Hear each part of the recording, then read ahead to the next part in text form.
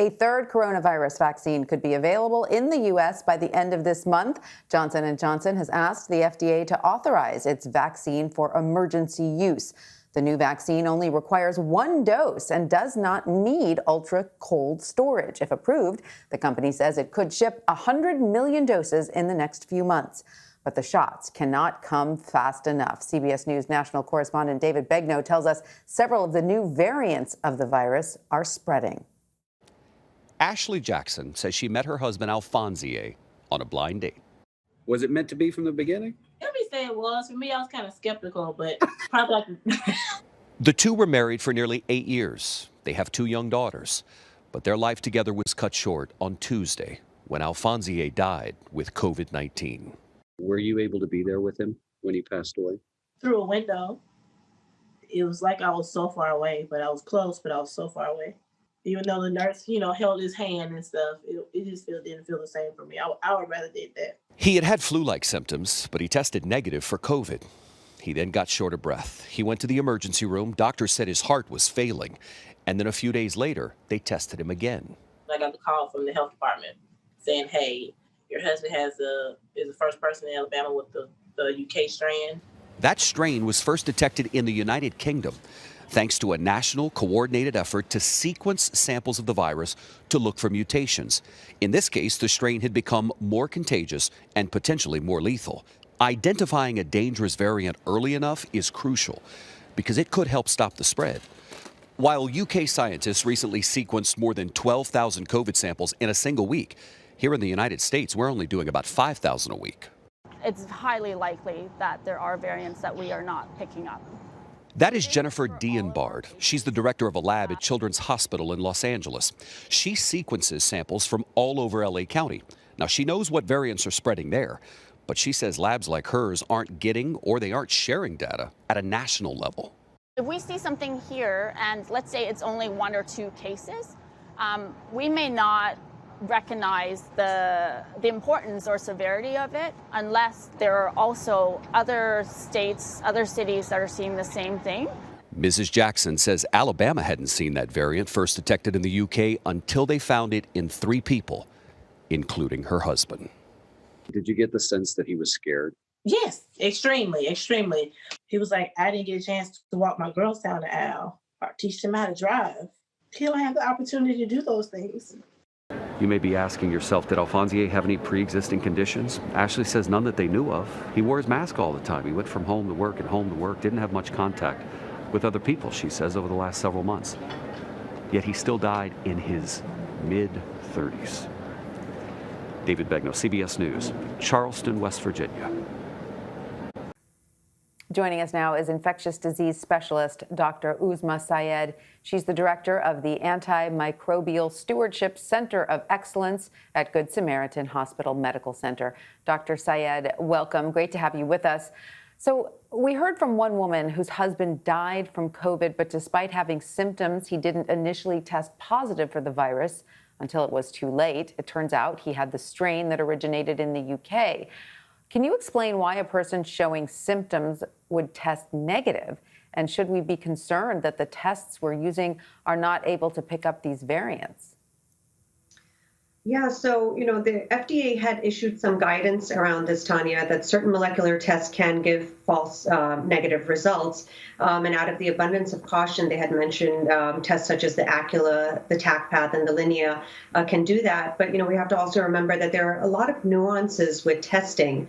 Some of this can be just, when the patient is tested, how the specimen is collected. We already know that this is very much dependent on who's doing the test and how adequate of a sample that they're getting. But, this is something that we are certainly watching and concerned about with the emerging variants and how much widespread these variants have been proven to be already in the U.S. with over, 33 states and over 540 or plus cases being reported, that this is definitely something that's in constant evolution right now that we are watching. And of course, the good news is Johnson & Johnson is asking the FDA to give its vaccine emergency use authorization. So that would be another vaccine out there, even though it does have a lower efficacy rate against COVID than the Pfizer and Moderna vaccines. With the concerns about the variants now circulating, How effective do you believe this third vaccine will be? And have public health officials accepted that people will probably catch the virus and are shifting to simply preventing hospitalizations and deaths?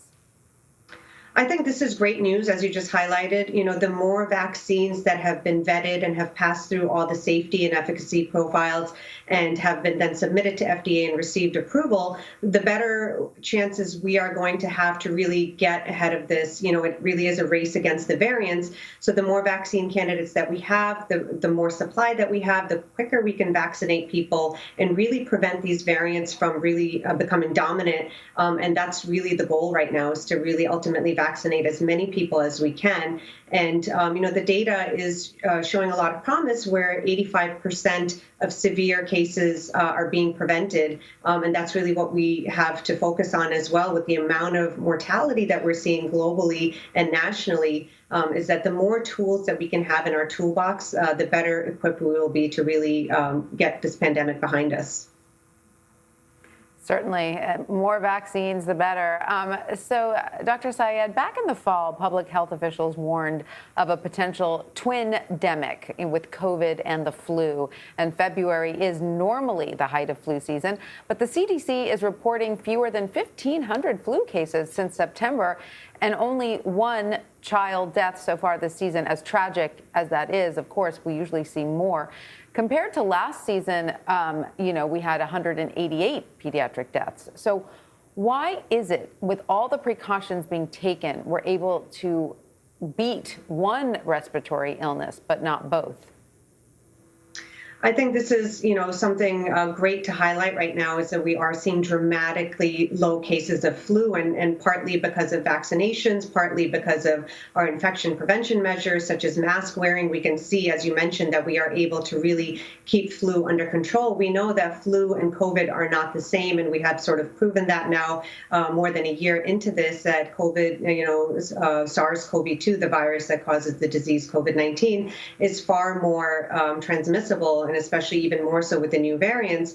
So we can see that, our good public health measures are working for other respiratory viruses. And we have to just not let our guard down right now, because, although the cases are really low right now, there is still potential that they could go up more in the next few months. But we are doing the right things by continuing to wear masks and get vaccinated. And really, the last thing that we would need is to, have that twin-demic. So at least that's some more good news, is that we don't have to deal with that at this point. And we are hearing that some countries are looking at mixing vaccines. For example, the UK is experimenting with mixing Pfizer, BioNTech, and AstraZeneca doses. What are your thoughts on that? And is that something we should consider here in the U.S.?